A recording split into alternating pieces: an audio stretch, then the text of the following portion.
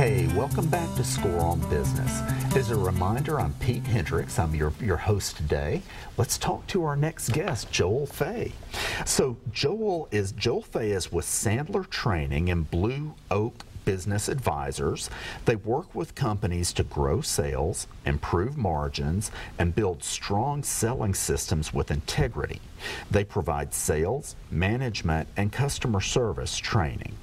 So, Joel, you worked with the financial planner, and after working with you, he sold more than he ever thought he could. What are some of the things you covered with him?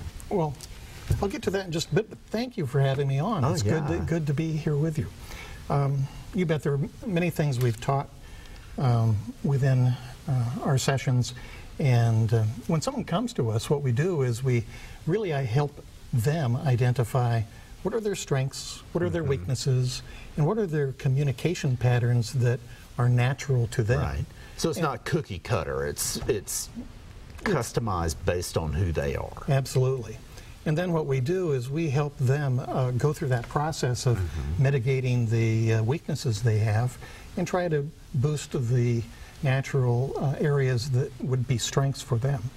As far as the story that you just talked about, we have a concept called the upfront contract. And what it is really an upfront agreement that you have with a prospective customer, prospective buyer. And this upfront agreement is really something that is there to eliminate that kind of defensive wall that you get when you work with a salesperson, because sometimes you just go, I don't know what the salesperson's going to do to me. And that upfront agreement, upfront contract takes care of that. So the type of things you would agree to and mutually agree to would be things like, how much time are we going to spend talking together? What are the questions that you have that I need to answer? They'll say the same thing to me of what questions they have of me. And then at the end, it's an issue of what are some possible outcomes.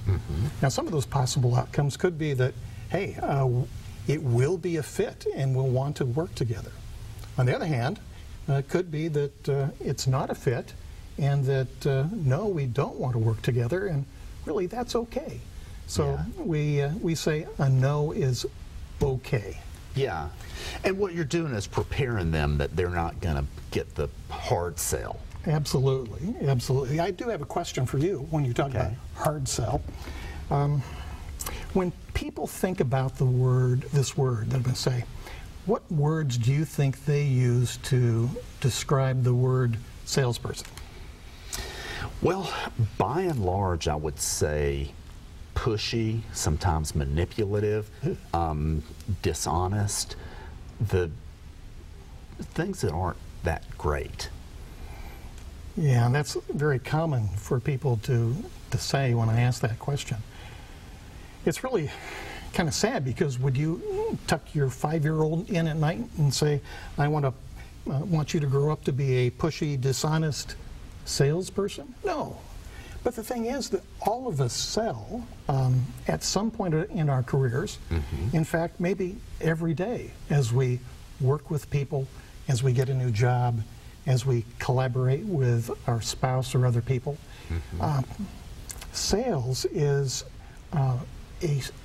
an element that all of us use, but sometimes we just aren't educated with it, and we just don't understand we're actually in a sales circumstance. Now, one of the things that we want to do is to kind of overcome those negative words, and then to be able to help leaders, to help salespeople, and those on the front lines to succeed with integrity. That's our mission, to help them. Absolutely. Absolutely.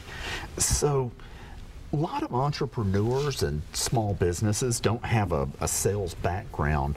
What are some basic concepts to help those folks? Sure. You know, one of the things I think... Hey, I'm sorry. Why don't we go ahead and take a quick break, and then we'll come back and get that answer in its entirety. Ladies and gentlemen, we'll be right back.